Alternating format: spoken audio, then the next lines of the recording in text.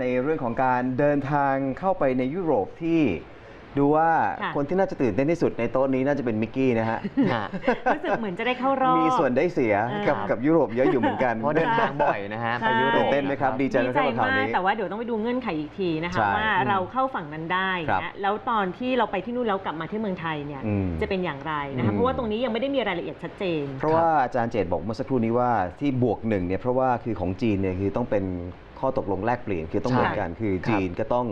รับ EU เข้าไปในจีนด้วยถึง EU จะให้จีนเข้าไปใน EU นี่ก็ถือเป็นประชากรกลุ่มใหญ่มากๆนะเพราะแต่ละปีเนี่ยนะครับนักท่องเที่ยวจากจีนเนี่ยเขาไปในยุโรปเยอะมากแล้วในยุโรปเองจริงเขาก็เสียงแตกกันนะเพราะว่าอย่างเช่นเยอรมนีกับสเปนเนี่ยเขาอยากที่จะค่อยๆเปิดแต่ว่าประเทศที่พึ่งพาการท่องเที่ยวอย่างมากอย่างเช่นโปรตุเกสอย่างเงี้ยนะฮะหรือว่ากรีซเนี่ยเขาต้องการจะให้เข้ามาให้เร็วที่สุดเพื่อจะมาพลิกฟื้นเศรษฐกิจคือเข้าใจได้เพราะเยอรมนีสเปนก็เจอหนักนะฮะอิตาลีใช่ไหมหนักสุดในยุโรปอยู่แล้ว UK นี่คือเหมือนกับเป็นแบบอัตโนมัติอ่ะเพราะว่าเขายังใช้ Brexit มาเป็นข้ออ้างได้มันต้องมีการเดินทางไปมาหาสู่กันเพราะฉะนั้นเนี่ยมันอัตโนมัติค่ะคือตอนแรกเนี่ยที่มีการเสนอชื่อมาประเทศเยอะเหมือนกันแล้วก็คัดออกเรื่อยๆประหนึ่งเหมือนประกวดนางงามอันนี้ผมเห็นภาพเหมือนเป็นการประกวดนางงามจักรวาลเลยนะที่จะมีคนที่ยืนเป็นตัวแทนจากภูมิภาคต่างๆอย่างไทยแลนด์เราเนี่ยมิสไทยแลนด์เนี่ยก็มาจากหนึ่งเดียวมาจากอาเซียนนะครับแล้วก็มีมิสญี่ปุ่นนะมิสเกาหลีแล้วก็มีทั้งแถบละตินอเมริกานะแต่ว่าที่น่าสนใจนะครับก็คือว่าวิธีการคัดเลือกเนี่ยประเทศที่มาเนี่ยเขาดูจากอะไรบ้างซึ่งตรงนี้เดี๋ยวเราจะต้องไปคุยกันต่อใช่จริงๆเราได้มีโอกาสสัมภาษณ์ท่านทูต EU ประเทศไทยนะครับท่านทูตเปียก้าทาปิโอล่าเนี่ยก็ท่านก็ได้ให้ข้อมูลไว้เพิ่มเติมเพราะว่าอย่างที่เราบอกกันตั้งแต่เริ่มรายการว่ามันแล้วแต่คู่ประเทศคือนี่เป็นแค่คำแนะนำจาก EU คือเรา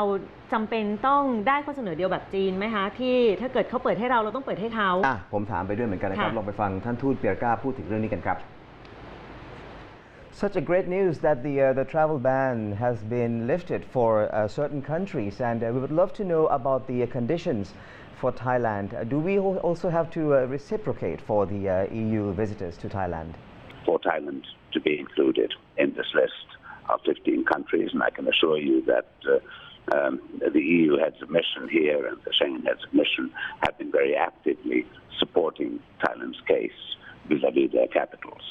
So you have a lot of friends here, but you did the work. Now, reciprocity, of course, is a very nice thing, and but at the same time, we all understand that these kind of decisions need to be taken based on very objective criteria. But at the same time, as you say, each country will have their own guidelines for non-EU residents entering. So what my advice would be to be vigilant, to check with embassies of our member states and check the information on something which is a really, really good tool called the Reopen EU website, which is created by the European Commission. You will find it at reopen.europa.eu. And this is an interactive tool which will provide information needed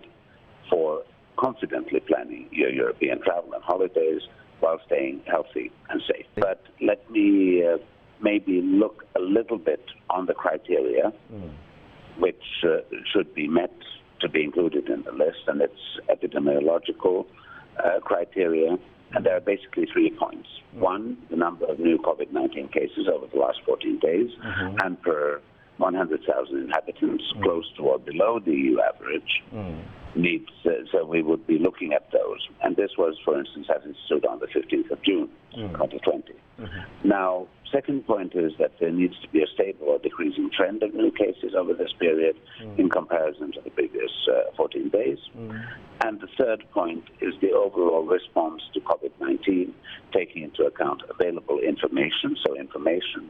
is very important. Here, Thailand has done very well, including on aspects such as testing, surveillance, contact tracing, containment, treatment, and reporting, as well as the reliability of information and, if needed, the total average score for international health regulations. So the so-called IHR score. Now, information provided by EU delegations on these aspects should also be taken into account. So, I mean, this is the overall situation here. If you, for instance, look at Thailand, and I will only talk about Thailand, we've come to the conclusion that the figures, in fact, in the kingdom are very reliable. and you can see that the tally and what we are seeing, I mean the statistics and what we are seeing in terms of reality, they tally very closely together.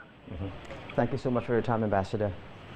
My pleasure. My pleasure. Thank you. Talk to you very soon. ก็คือว่าเราไม่มีเงื่อนไขแบบจีน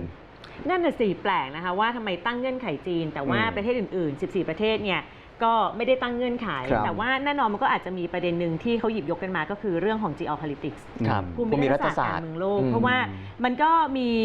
ความกังวลจากหลายๆชาติว่ารู้แหละว่าโอเคสถานการณ์จีนมันดีขึ้นแล้วก็อยากจะเปิดให้จีนแต่ว่าเปิดให้จีนโดยไม่เปิดให้อเมริกาเป็นไปได้ไหมนะคะก็เลยอาจจะต้องงั้นทำเงื่อนไขอะไรสักอย่างหน่อยดีกว่าเพื่อที่จะได้ดูแล้วอาจจะไม่ได้น่าเกลียดเกินไปเพราะว่าอย่างที่บอกไปแล้วนะว่า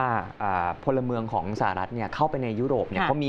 มี mobility ระหว่างกันเนี่ยสูงมากอย่างที่คุณมิกบอกแต่มันก็เห็นได้ชัดนะว่าตัวเลขของผู้ติดเชื้อที่สหรัฐเนี่ยมันสูงมากจริงๆเดี๋ยวเราลองไปดูกันไหมครับเดี๋ยวเราไปดูเนี่ยตัวเลขกราฟิกนะคะที่เราทำมาเทียบกันตัวเลขของสหรัฐที่แนวโน้มในการติดเชื้อมาจนถึงปัจจุบันนะคะเราก็จะเห็นว่ามันยังพุ่งสูงขึ้นเรื่อยๆนะคะอย่างที่คุณผู้ชมเห็นอยู่นี้นะคะก็ณวันที่30มิถุนายนเนี่ยสูงปรี๊ดเลยแล้วจนถึงวันล่าสุดเนี่ยนะคะก็อัตราการติดเชื้อแต่ละวันเนี่ย45,000 คนต่อวันเลยนะดร. แอนโทนีฟาวชีบอกว่าอีกไม่นานคงถึงติดเชื้อวันละแสนน่ากลัวมากคือยังไม่ถึงจุดพีคสักทีนึงวันนี้วันชาติสหรัฐเนี่ยไม่ต้องฉลองนะฮะไม่มีนะบาร์บีคิวไฟเวิร์กยกเลิกหมดไม่มีโดนัลด์ทรัมป์เขาจัดดอกไม้ไฟที่ว่าไฟเวิร์กจะจัดครับจะยังจัดอยู่เขาบอกว่าแจกทุกอย่างที่เขาข้ามอยู่แล้วไงแจกหน้ากากอนามัย300,000 ชิ้นให้คนไปร่วมนะคะที่ดีซีเนี่ยแต่ว่าไม่ได้บังคับว่าจะใส่หรือไม่ใส่ก็ได้นะคือแจกให้เฉยๆอยู่ที่วิจารณญาณลองดูนะว่าตัวเลขของทางกราฟของสหรัฐเนี่ยมันมีแต่ขึ้นแล้วก็พีควันที่30เดือนมิถุนายนตอนนี้ก็ยังพีคอยู่นะอาจารย์ถ้าไปดูของทางยุโรปเนี่ยสถานการณ์มันจะกลับกันคือกราฟมันจะไม่เหมือนกันถ้าไปดูของยุโรปเนี่ยกราฟของยุโรปเนี่ยนะครับมันขึ้นไปพีคเนี่ยสักประมาณช่วงเดือนมีนาคมนะฮะแล้วก็เมษายังมีขึ้นเป็นจุดๆอยู่บ้างนะครับแต่ว่าพอเข้าสู่เดือนพฤษภาแล้วก็เดือนมิถุนายนเนี่ยเขาลดลงไปแล้วดังนั้นเนี่ยในเมื่อกราฟมันสวนทางแบบนี้ถ้าผมเป็นยุโรปเนี่ยเราก็ต้องคิดหนักนะว่าจะให้คนสหรัฐเข้ามาดีไหมเพราะว่าทางสหรัฐเองยังไม่มีท่าว่าจะถึงขาลงเลยฮะกับ2ในแง่ของความเป็นแอร์ไลน์ถ้าเกิดมองแบบ geopolitics ก็คือว่าก็จะได้มองหน้าสหรัฐติดถ้าเกิดจู่ๆให้จีนเข้ามาแบบไม่มีเงื่อนไขเลยใช่ไหมครับทีนี้มันมีอีกข้อหนึ่งที่น่าสนใจนะคือแต่เดิมเนี่ยมันจะมีการจัด ranking นะครับที่เป็น ranking ของ most powerful passport ก็คือว่าถ้าถือพาสปอร์ตเล่มนี้แล้วเนี่ยคุณจะสามารถเข้าไปได้ทั่วโลกหนึ่งในนั้นเนี่ยคือสหรัฐเนี่ยเป็นประเทศที่ถ้าเกิดถ้าถือพาสปอร์ตสหรัฐแล้วเนี่ยเป็นพาสปอร์ตโฮลเดอร์ของสหรัฐแล้วเนี่ยคุณสามารถจะเดินไปไหนได้เดินทางไปได้ทั่วโลกเลย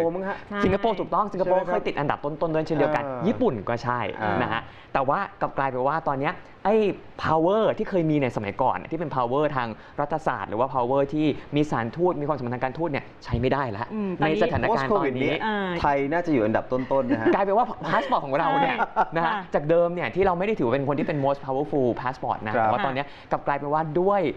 การจัดการนะครับของประเทศไทยเนี่ยซึ่งตรงนี้ทางท่านทูตของ EU เองท่านชมนะฉันได้คำนี้บอกว่า remarkably well